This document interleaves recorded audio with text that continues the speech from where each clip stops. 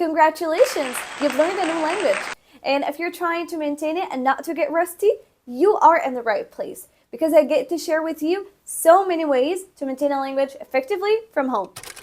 Hola, hola! Hi everyone! Welcome back to my channel. I hope you're doing really well. If you're new here, this is Asma Ibrahim, a polyglot from Egypt. I talk about everything related to language learning and I just try to spice it up for you and of course help you not to give up on your language. So without further ado, let's talk about how to maintain a language in 2026. First thing first, what does maintaining a language mean? Well, maintaining a language means not to get rusty and not to forget what you've learned and of course to keep it sharp as possible. And I know it's really cliche, but if you don't use it, you lose it. So maintaining a language, making sure that you don't lose it.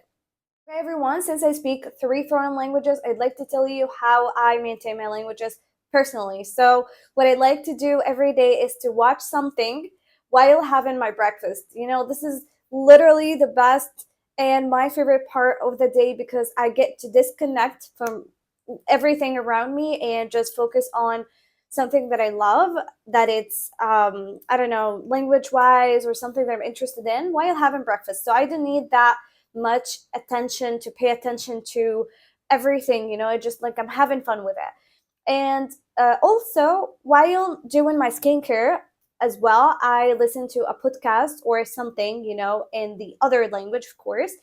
And then maybe like in a gym, or for example, and sometimes I would go for a walk and listen to something as well in that language. So there are so many ways that you can do it, but this is how I do it personally while having breakfast, while doing my skincare, while, yeah, by the way, while cleaning the house, or if I'm running, you know, some errands as well, I'd like to do it.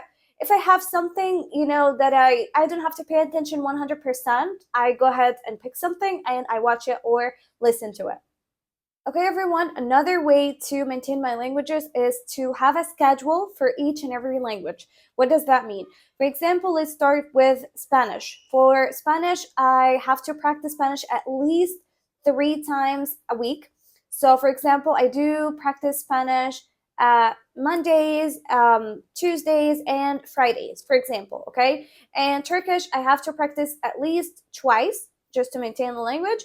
So I would practice on Sundays and on Thursdays before going to the gym.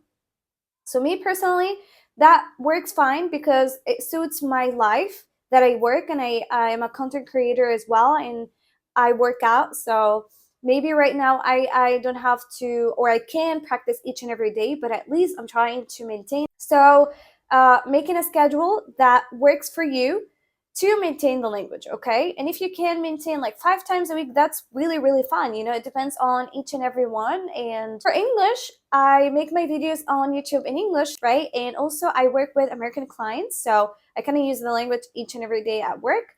So yeah, okay everyone, another great way to maintain your languages is to read and write. And when it comes to reading, I'm not talking about like reading, I'm talking about deep reading.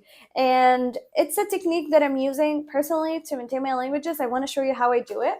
So for example, let's say I have this book here, okay?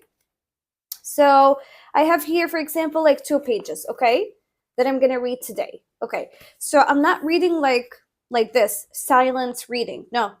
Okay, I'm reading out loud actually, and I make sure if there is a new word or new vocabulary, I memorize it and I make sure I pronounce it really well.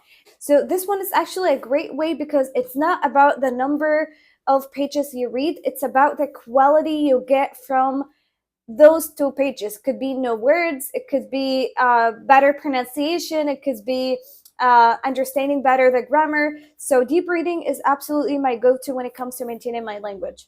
Okay, another great way to maintain a language is writing. Writing is very important, and how I do it, that I talk about my feelings, I talk about what happened in the day, my story, if there is a difficult situation that I've been through, my to-do lists, you know, talk about my family, my sister, my dreams, my plans for the future, how I imagine my future. I write about everything. Okay, everyone, that's it for today's video. I did talk about how to maintain a language, and I just wanted to make sure that you don't get rusty in the language. So thank you so much for watching. I appreciate it, and I will see you next week. I hope that this video is beneficial or informative for you when it comes to maintaining a language. So subscribe to my channel and give it a thumbs up, please, because it really motivates me, and I will see you soon. Bye.